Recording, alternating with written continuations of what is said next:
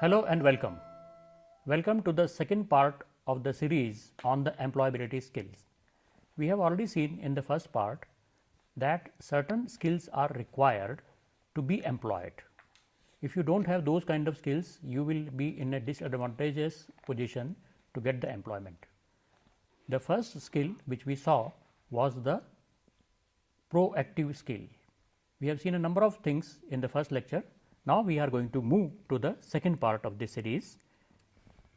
The second habit in the 7 habits or 8th habit part on the by the Stephen Covey is begin with the end in mind. This is the habit of personal leadership. First habit was to be proactive. That means respond according to the principles which you have laid yourself for your destiny. So, in the first habit, we were already beginning to talk about the principles.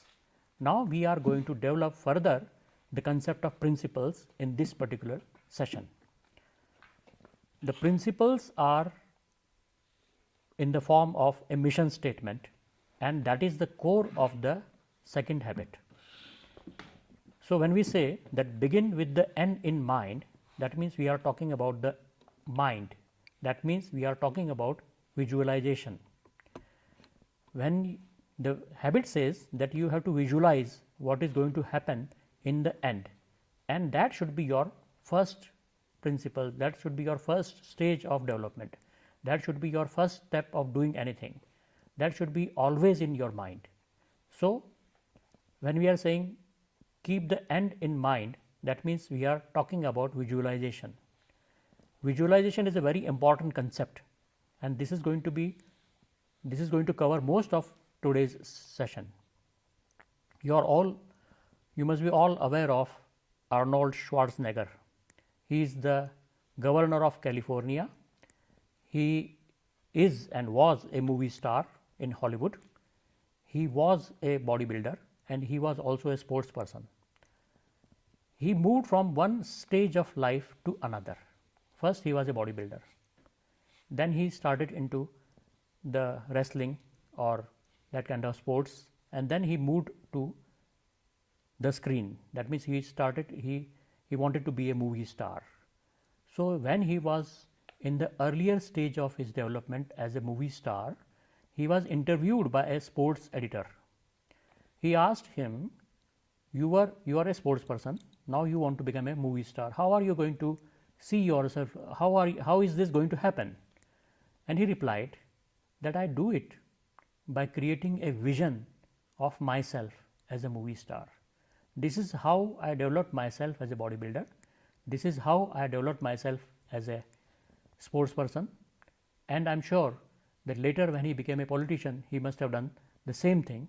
When he became a politician, he must have started with himself being visualized as a perfect politician, the politician he wanted to be, the kind of image of politician which was ideal for him.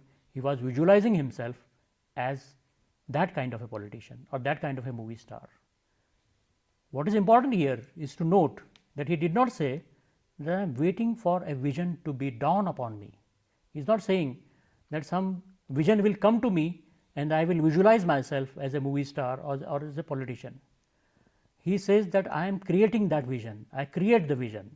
That is something which is imperative, which is very important, that you are doing something which creates the visualization of yourself as a person which you want to be. And this is the core of today's lecture, and we are going to see what are the various ways to create this vision, what are the various ways to live up to this habit of to begin with the end in mind. Now, what is the meaning of the end? When we are saying the end here, what is the meaning of the end? It is open to various kind of interpretations.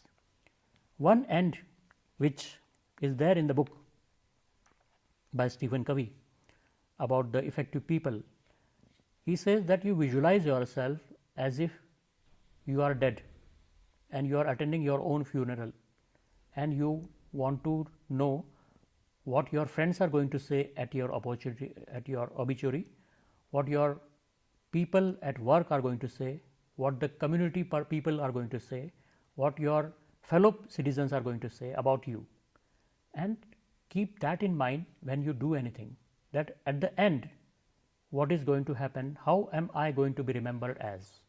So, this is one interpretation of the end. So, it is the end which we should keep in mind whenever we are doing some exercise. It is not necessary that you always keep that end in the mind. It may be the end which is something which you design yourself for. For example, in case of Arnold, he might have kept the end as the movie star, he might have kept the end as a politician. It necessarily may not mean the end of the life, it may mean when you are at the peak of your design, how is it going to be, how is it going to feel, how are you going to look like. So, this is the habit about the personal leadership. Now,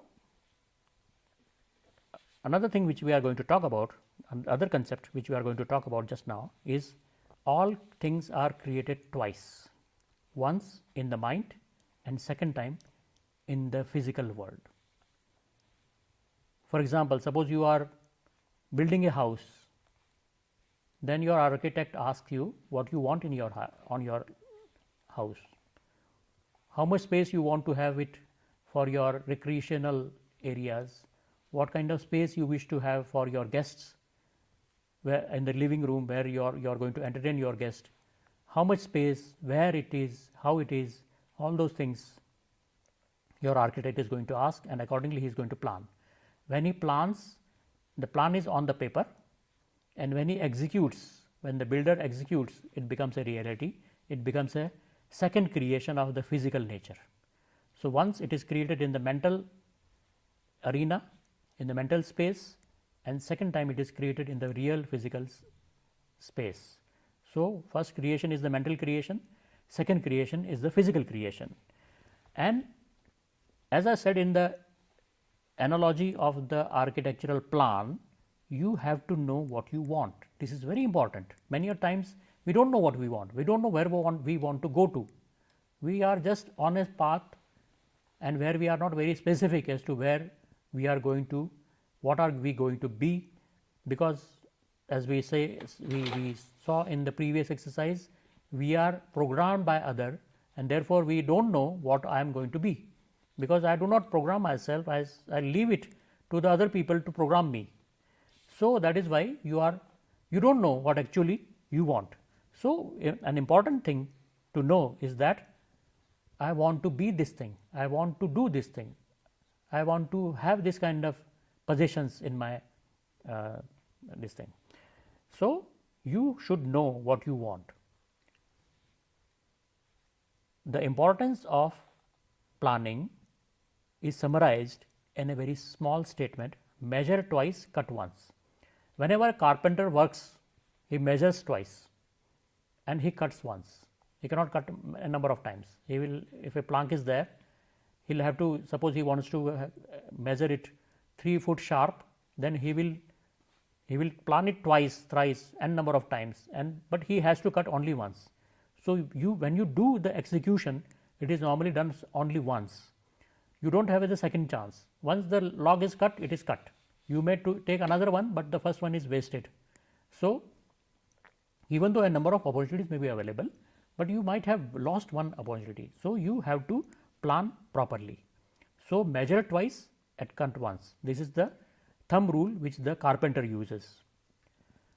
We have already seen that when we do planning, there are certain obvious areas in which the planning is done meticulously and then the execution is done. The examples are plays. Whenever a play is to be produced, it is first scripted. The script is there, dialogues are there, and the director executes the dialogues and the script meticulously the way he has visualized it. So, first he has to visualize how his characters are going to move in the space, how his characters are going to say the dialogues, who will underplay, who will do the the kind of allocation which is required. So, all these things are there in his mind's eye, and then he just executes it when he actually hires the actors and they do the characters in the play. Similarly, in the cinema, there are scripts, there are scores, there are dialogues, there are songs. All these things are done earlier, and then only thing which is done is you shoot it, you edit it, and then you do the post production and you distribute it. So, planning part is extremely important in these areas. Similarly, as construction, we already seen the exercise. These are the obvious arenas or obvious areas in which we see the importance of planning. But the same is true with business, with parenting, and with your personal life. We do not do it many a times, but if we do it, probably we will be doing our things in a much better manner. In the business, where the revenue is going to come from, what would be our target for the first year, what would be our target for the second year, what are the clientele which we are looking at, what are the various target groups which we are looking at, what are their needs, how are we going to satisfy those needs. These are the planning things which a person has to do when he is in this field of business. Similarly, with the parenting, what do we want our kids to be in future, how should they behave, what should be their mental makeup, all these things we have to create in our mind, then only we will be able to do a better job as a parent. Similarly, in your personal life. Now, there are two words which we use interchangeably, but they are different. One word is called leader, other is called manager. One is called leadership, other is called management. So, as we already said that this habit is the habit of personal leadership, we should know the difference between management and leadership. Leadership is when we say that what I want to get, then you are acting as a leader. It is a top line thought. When you are saying that I know what I want to get and how am I going to get it, then that is a bottom line thoughts, and that is the style of thinking of a manager. So, management is to doing things right, and leadership is doing the right things. So, even though it may look very similar, you may say that it is just a plays of the words, but they are not the plays of the words, they are basically different paradigms, as we say as we have seen in our first lecture. So, paradigm of management is to do things in the proper manner, so that it is most effective, so that it is most cost effective, so that it takes least of your strains, and leadership is to identify those areas where you want to do all these things.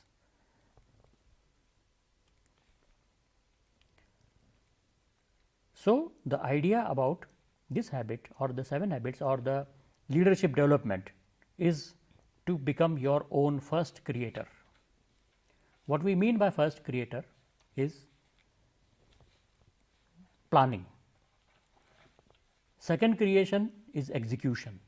So, when we say be your own first creator, that means you are planning your destiny yourself. If you are letting others to do the planning for you, then you are not the first creator, you are just a pawn in the chessboard of the life. Somebody else is playing for you. Here the idea is that you become your own first creator. And how do we do it? You have to visualize your potential through we have already seen in the last lecture that we have got 4 gifts which only probably the human beings have, and one of the gift is the creativity, other gift is the self awareness, that you are aware of your own thoughts, you can criticize, you can analyze your own thoughts. So, you have to visualize your potential, what are the various things which are there in you which you can use to become what you want to become. So, you have to visualize your potential through creativity and through self awareness. Self awareness tells you that these are the thought areas in which I have been appreciated, in which I feel myself good about. These are the areas in which I wish to work. Creativity is to visualize further. That awareness has to be visualized as to how you are going to progress in the life. So, You visualize your potential through creativity and self-awareness. Use your conscience. The conscience is the wisdom which tells you what is right and what is not right. So, through your conscience, you channelize this potential to the right areas, the areas which are good for you, the areas which are good for the society, the areas which are good for the environment around you. So, once you have done this, you can prepare a script for your destiny. Destiny is something which you want, which you have created yourself, which you want to be, which is something which you wish to do in your life. Once you have done this thing, you have to re-script probably. If you, whatever aims, objectives, goals which you have set yourself in the life, if they are not according to the script which has been done by somebody else for you, then you have to re-script. For example, suppose you are having some biases and those biases are coming in way of your realization of your potential, in the realization of your destiny, then you have to change those biases. Well, we will give an example of Anwar Sadat, who was the president of Egypt. Egypt and Israel had a generation long or generations long enmity between the two. So, these two were the enemy nations, and Anwar Sadat was brought in an environment in which he was programmed to hate the Israelis, and he in his earlier stages of development as a politician, he used to always say something like this, that we are never going to surrender, we are never going to stop the war against Israel, and it is going to go on and on and on. So, this is the script which he was handed over to by the generations, by his parents, by his society, and this is the script which would have come in his way of realization as a statesman. A statesman is more than a politician. He is the person who will be remembered generations after generation. A politician is going to be remembered only till the next general elections. So, as a statesman, he would have been successful if he had broken this script. So, he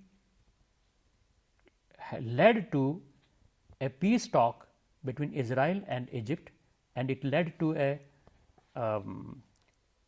Camp David. There was a Camp David in the United States. There was a peace talk between Israel and Egypt, and he did a lot of things to be in good terms with Israel, which was till date considered as the enemy number one.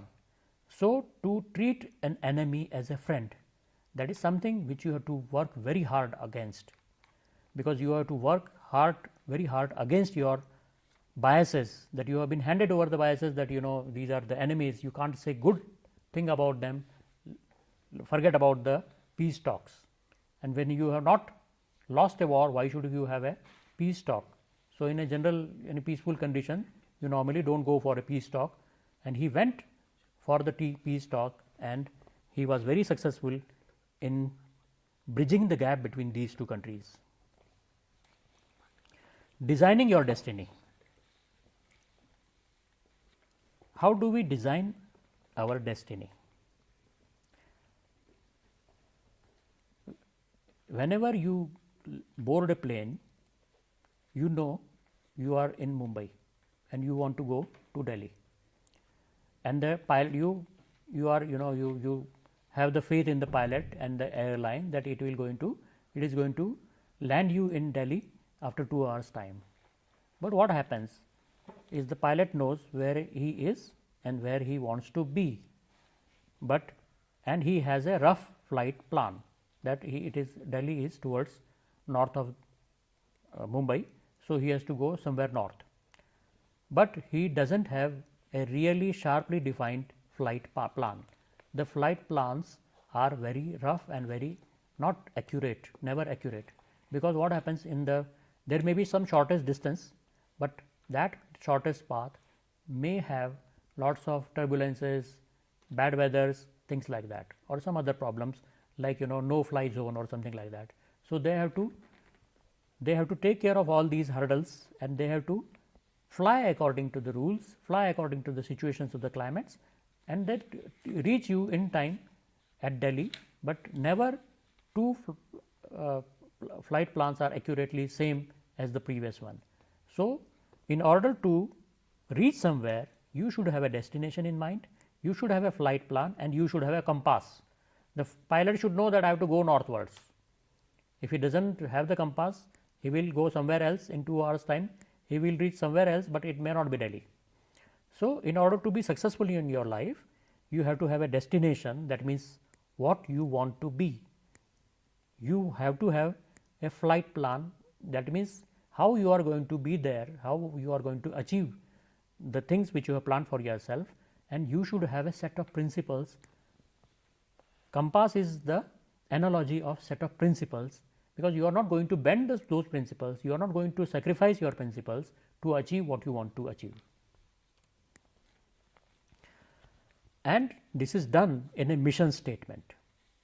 And mission statement is a depiction of your destination, what you want to be. That is the character which you are going to achieve. You may not have, you may not have said that, I want to have 500 rupees after 1 year as my extra salary. You may say that I want to have this kind of a character. This would be your mission statement. It would be not necessarily be in the terms of tangibles like money or other things. So, it would be the character, the kind of character which you want to build, that is the part of the mission statement, that is the destiny which you want to achieve for yourself. Then it should also have a plan as to how you are going to do it, what are the various achievements which you are going to have, and what are the principles and values which you are going to have in order to achieve these. Mission statement is unique to everybody. Your mission statement and my mission statement will be different because we are different people. For example, one mission statement could be something like this, that I will seek to balance career and family. The person who has written this statement, he or she is going to saying that I want to seek a balance between career and family. She is not saying in terms of money, in terms of other tangibles. She is talking about the character which he is going to develop in the future. It is something like a constitution of a nation. It is something like a charter or a constitution of the nation. All the countries have some constitution and all the laws are derived from that constitution. So, your mission statement is similar to that constitution. One alternate way of having achieving this mission statement is the vision statement.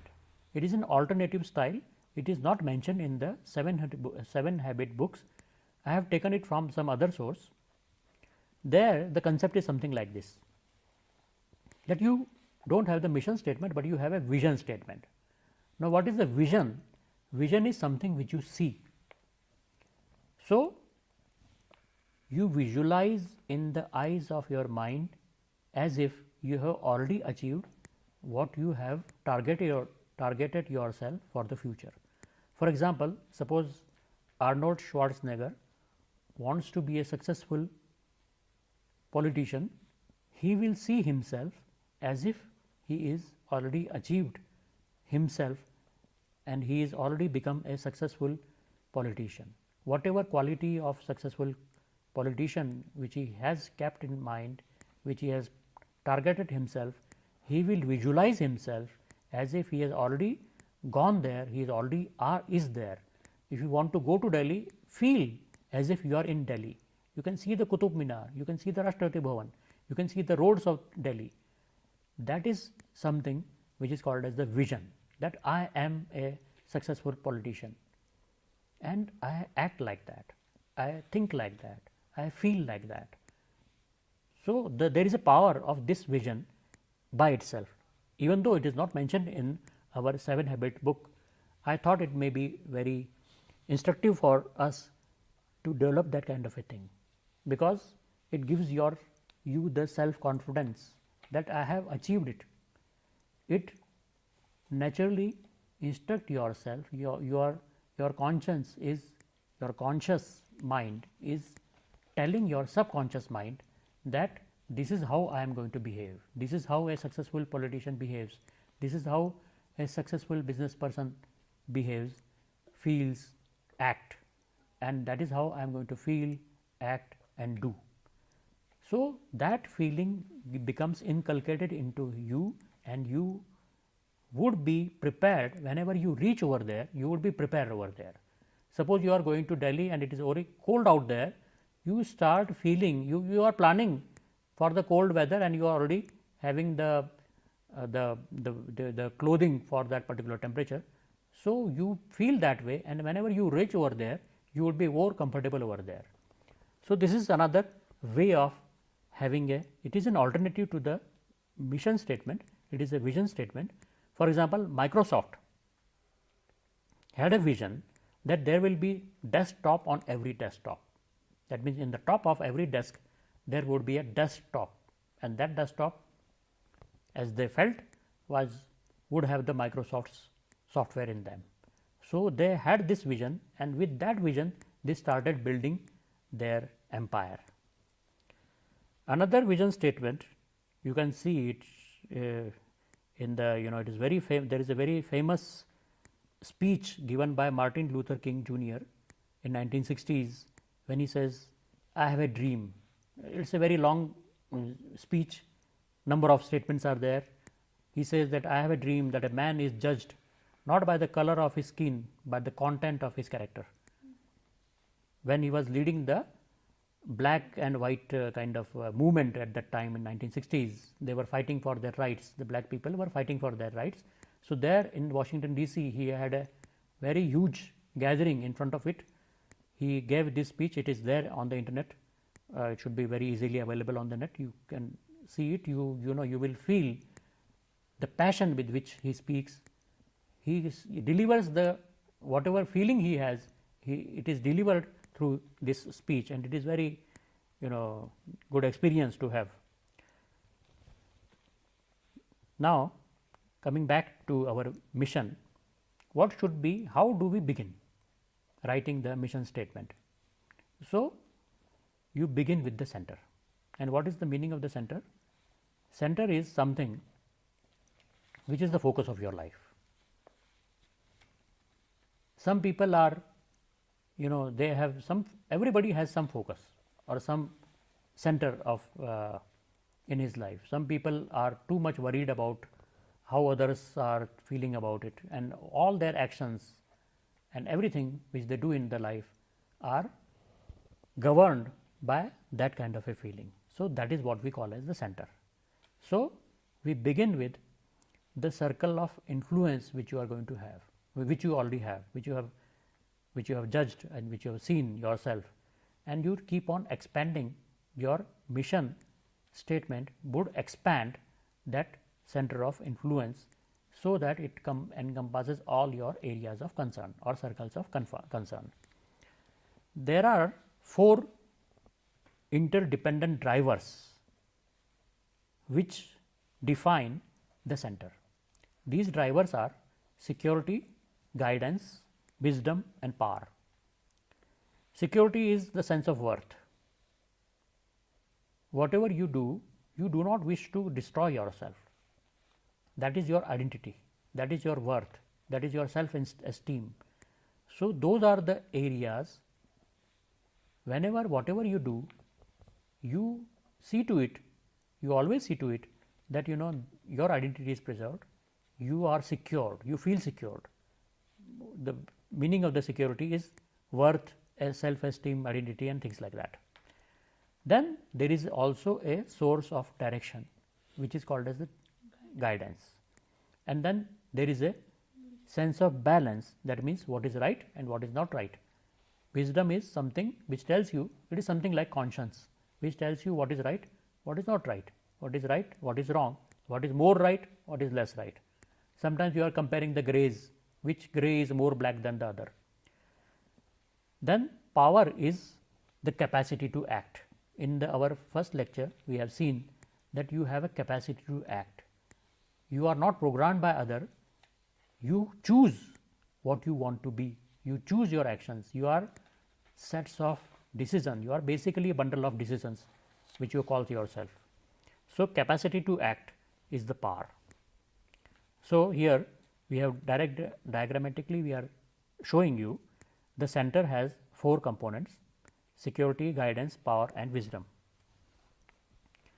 Now, it is not always that you are only solely motivated by a single center. You may have a number of centers.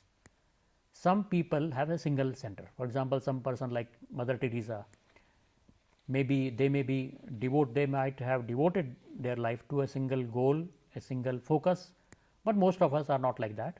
We have a number of centers. We have to worry about our spouse, we have to worry about our family, we have to worry about money, work, possession, pleasure, ourself, something like that.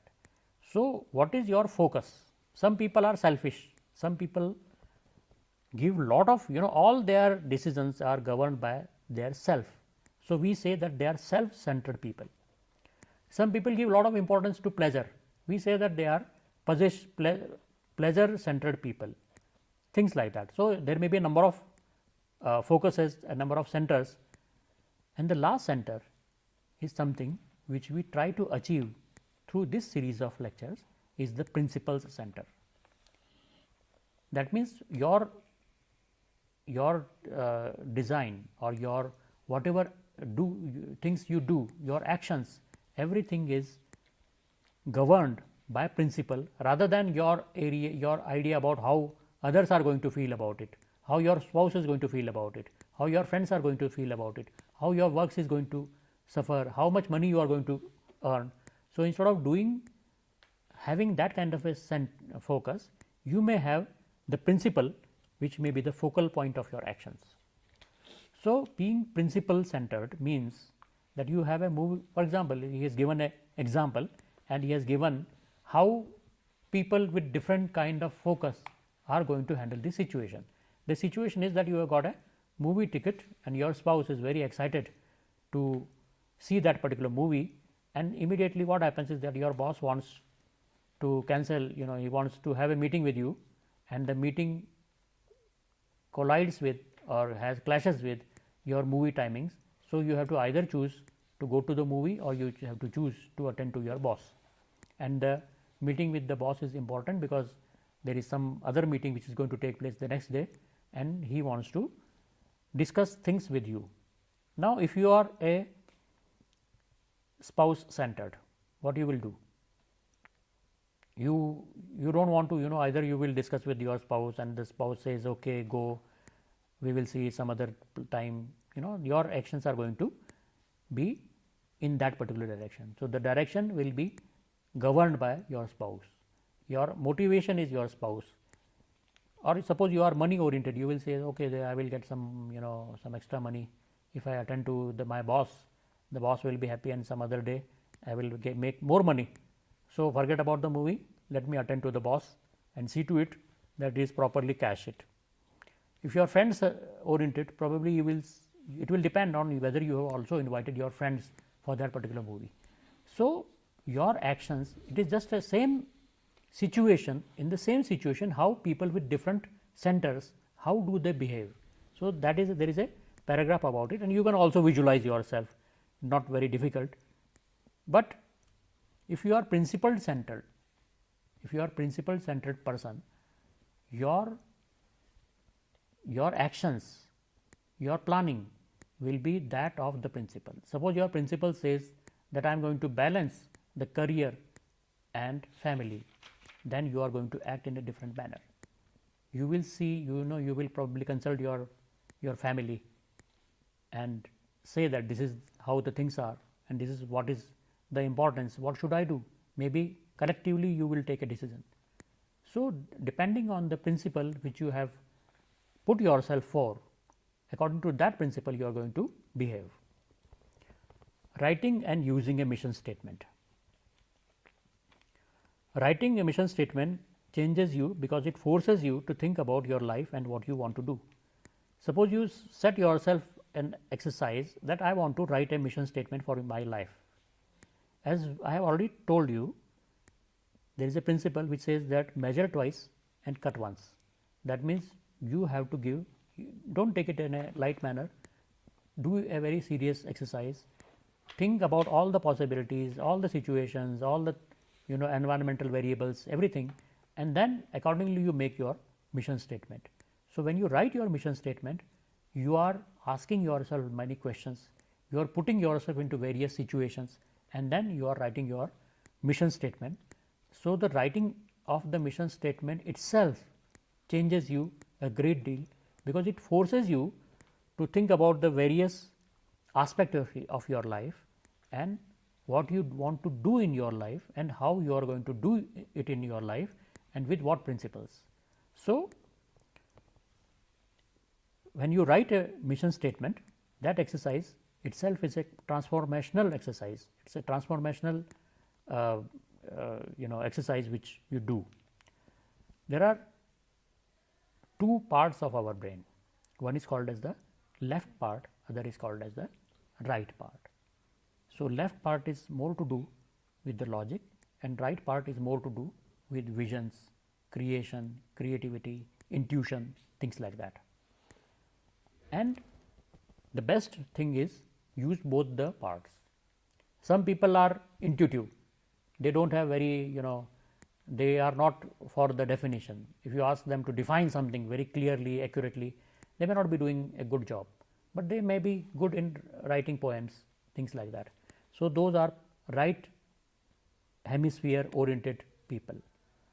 Some people are very good in logic, but they are not able to visualize things.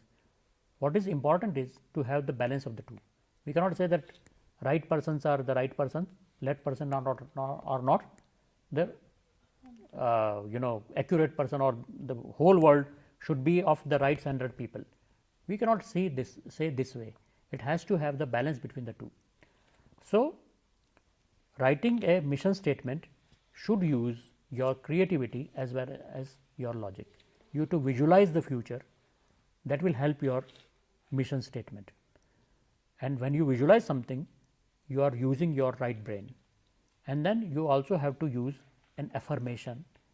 You also have to use your vision to see what is feasible, what is realizable, what is proper, and how your principles are going to take you to your destiny.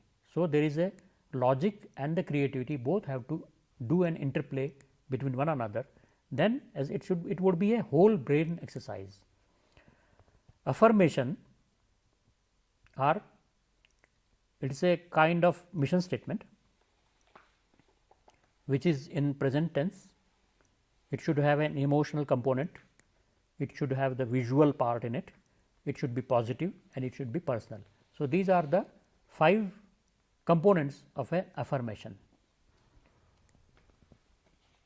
So, one exercise of one example of an affirmation is, it is deeply satisfying that I respond with wisdom, love, firmness and self control when my children misbehave. So, this is a affirmation which he has written. It is part of your mission statement. So, here when he says it is satisfying, then it is satisfaction is your inner thing, it is your emotional component. And he says I, that means he is saying it as a person, he is not saying as a third person thing, and it is in the present tense, it is positive, and you can visualize it. This statement you can visualize it. You can visualize that your parents, your children are not behaving as per your mark, they are misbehaving, and you are visualizing yourself that you have kept your self control, you are still feeling the love for them, you are transmitting this love, you are having the balance of the right and wrong, that is you have the wisdom, everything. So, this is something which you can visualize. You can make this exercise, you can put this visions, this affirmation in front of you, in your eyes of your mind, you can practice having living with this particular affirmation, you can practice having situations where this scenario is going to be when your children are misbehaving and you are still having your control. So, you have to spend some time with the affirmation. It will help you re-script. You may be very temporal, whatever something comes, you immediately respond. Your children misbehave, you immediately slap them, be angry, abuse, things like that. This is something which has been programmed for you. This is something which you have yourself with you, but your affirmation says that this is something which I am going to act against, and you are going to act against, you are going to re-script yourself by using this affirmation, by keeping in the eye of your mind something which is happening and you are having your control. That will help you in the real situation. Whenever the real situation comes, it will help you to act according to your new script. Now, what happens that we live in organizations. Organization may be a university, it may be a company, or it may be a family. Family is also a number of component, number of members. So, it is also a sort of an organization. So, when we are in an organization, organization is also something like a person.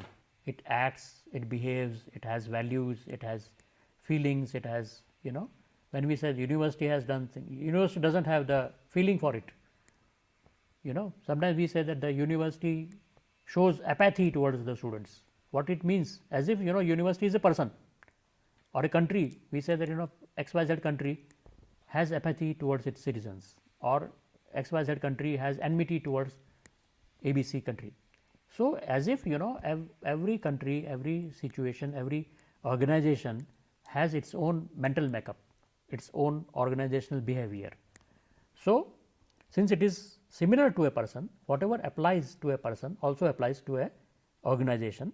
So, as an organization also it may have its own mission statement. And how do we write a mission statement for organization is to involve everyone, right from the last person to the top management.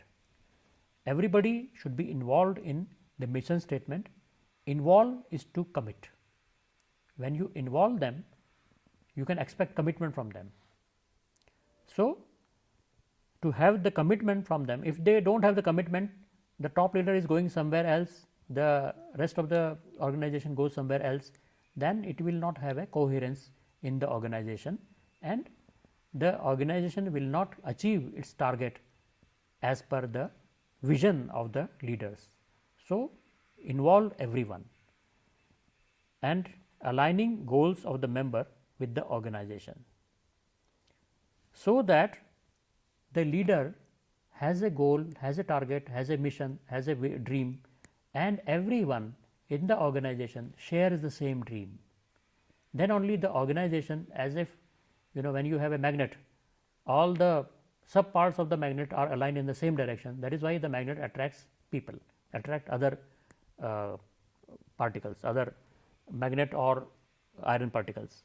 So, similarly, the organizational leader as well as the members, their goals and their dreams, everything should be aligned, and it can happen if you involve everyone in the writing of the mission statement. It does not happen overnight, it takes times, it takes patience, it takes involvement, it takes skill and empathy. That means feeling the same way. Empathy means feeling the same way as the others. There are three words which end with pathy. One is empathy, other is apathy, third is sympathy. Sympathy means, apathy means not caring about, not having the feeling. I do not share your feeling, then I am apathic. If I am empathetic, then I have the same feeling as you because I am in your place. Sympathy means I am not in your place, but I share with your feelings. For example, suppose somebody has a bad habit and I also share the same bad habit, and then I will say that I empathize with you because I have gone through that either a habit or I am still in that particular habit, and therefore I know how it feels when somebody chides you, somebody find faults with you or something like that. So, that is the empathy. So, here we are using the word empathy, that means everybody is in the same boat, it is in the same status, they are having the same mental makeup. I would like to tell you a story about some research fellow. He went to one site where something was happening. So, he went there, he was asked to do some survey. So, he went there, he was asked to do how the people feel, what they are doing and things like that. So, he went, some person was breaking the stones. So, he went to that labor and asked what you are doing. He said, don't talk to me, because my supervisor is very strict. If he sees talking to you, he will immediately cut my salary. He will say that you are not working, you don't work, you work less, therefore I will not going to pay your salary. So, just run off, I don't want to talk to you. So, he shooed him off. Then he went to another person. He said he was supervising people. He said, he asked him, what are you doing? He said, I don't know what I am doing, but I just see people doing this thing. I have given something, I just do according to whatever has been given to me. It pays something to me which is good for my health, which is good, which helps me send my kids to the school. So, that is how it is. So, he was little bit emboldened. It is better than the previous exercise example, your previous experience. So, he goes to another person, and he was very much deeply involved in seeing something, some documents, some maps, something like that. And he asked him, sir, what are you doing? So, he shouts at him. He says, can't you see I am building a cathedral? He was seeing everything as if he was seeing the cathedral, he was seeing the building, and he was worried how this person is not able to see what I am doing. So, he says, can't you see I am building a cathedral? So, this is the story which tells you the involvement which a person has. When you are involved, you are really seeing the things which others cannot, which does not exist in the physical world. In summary, the second habit is the habit of visualization. We have talked about the mission and as charters, as constitution of yourself. We have seen that there are a number of centers which you can have in your life, but if you have the principal center, then you will be able to do things which is against the script which you have been programmed, but which will take you to your destiny. We have seen that there are defining centers. There are 4 things, 4 drives which define the center. They are security, guidance, wisdom and power. We have seen that we can write mission statement as affirmations, which may be in the present tense, personal, emotional, visual and positive. We have also seen how organizations can write their mission statement, and such mission statement should be shared by all, should be written by all, should have involvement of everybody. So, we are going to stop for the time being. We will meet you again in the next session. Thank you so much.